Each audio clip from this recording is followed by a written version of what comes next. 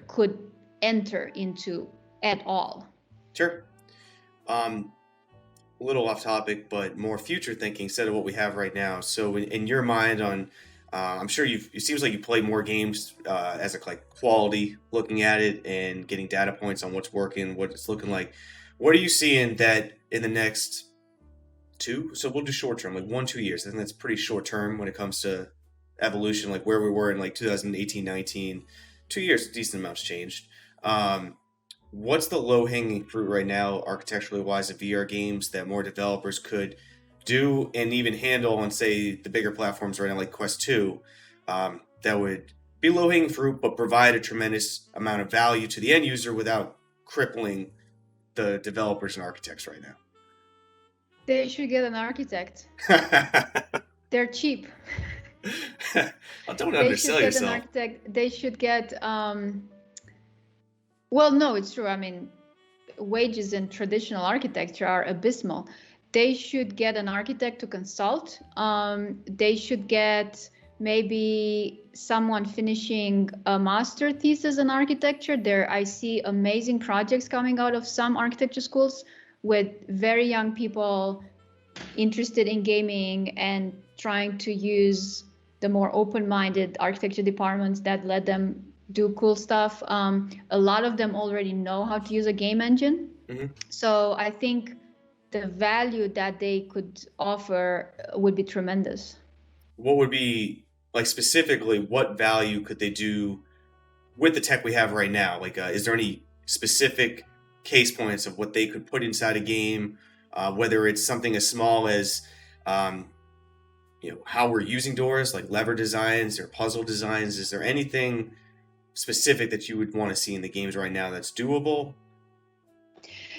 So what I would specifically want to see is environments designed to be wow when you're in them, not look wow on a computer screen.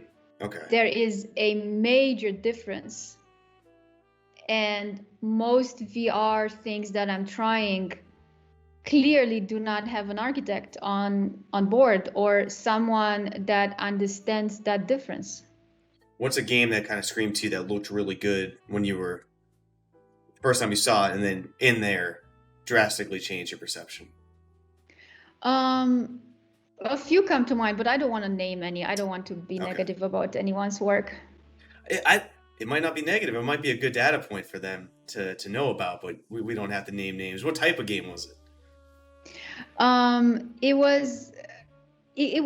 was like an exploration game, I think. Yeah. Okay. Does this also coincide with trailers to you, though? Like, is the whole design of a trailer also part of that problem? It's part of a bit of a crisis that I think VR has. Like, it's a marketing problem that I don't think anyone has cracked, right? The way we communicate and market things is still using trailers and images. So there's huge pressure on making those look good, and people decide whether to buy something based on that. Like, I decide whether to try a VR thing or not, or to buy it based on a trailer. And yeah, that's still a problem we need to solve, like, fast. Yeah, I don't know what other option you have right now. Like, I have thought of this before, because I get a little frustrated when I see trailers.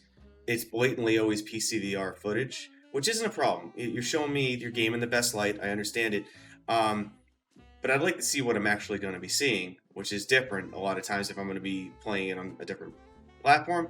But I have tried brainstorming in my head. How do we fix this? You have mixed reality trailers, which are, I think, a decent step, but still not fully there. I don't know how you do it unless my future thinking mind, like really far, is that we have some type of spectacles that are lightweight that can give you a decent immersive view. Maybe not a gameplay view, but something that's utilized extra in your life. Maybe you're using it for maps and like Google Glass type thing where it's got utility for your day-to-day life, but you can flip on an immersive mode where they'll show you some trailer where you're actually first-person view inside that. Maybe that gives you a better scale and representation of what you're playing. But we're far away from things like that. I would buy a bundle with samples. So the cosmetics industry sells samples, which is kind of brilliant because you pay for them, but it's also advertising. But The thing I like it is that you get like a tiny little bottle, and you get like 50 of them, so you can try stuff out. And I would pay for a VR application that gives me a, like, with the 100 scenes in a menu, and I can go and play 5 minutes of something or just look at the environment of something. Because right now I'm in a situation where I'm paying full price for stuff I want to try, just to be in there for 10 minutes and realize I don't want to play until the end. So I would absolutely pay good money for this bundle of samples, right? So a company could even have that as their business model, where every studio gives them a little scene and then they just kind of compile it and sell it. You don't seem like too much of a gamer, so I'll pull a deep pull. But like, I remember like PS1, PS2 demo discs where it would just give you like 10 games. Like I remember Spyro and Tomb Raider and all these major ones, and they would only let you play a fraction of like the first level.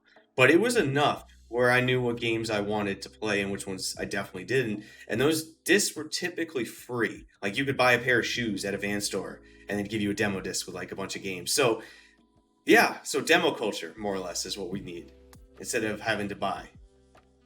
If free would be even better, of course. I'm just saying, I mean, I would also pay for them, you know, given that, you know, I'm paying full price to discover whether I like something or not, because I know I can't use the trailer for that. Yes. And right? I don't know if you're like me, but I get a little anxiety of returning too many games. Like I almost feel like it's negative in a way. That might be like an intrinsic value of like just me, but I tend to only buy games like I'm really, really positive I'm going to like. But if I think I'm gonna not like it, I almost sometimes hold off rather than try it and return it, because I almost feel like it's an insult to the developer. I don't know. That might just be me. I'm not sure if you have any thoughts on returns. I don't return games. Since, as you said, I'm definitely not much of a gamer. I never played games before VR. I had no interest in games whatsoever. I didn't even know until very recently that returning a game is a thing. Yeah.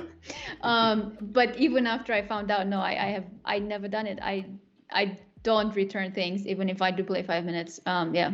Hit that subscribe button to stay on top of the daily clips, or catch the debates and fireside chats live on the main channel down in the video description. See you next time, Space Cowboys.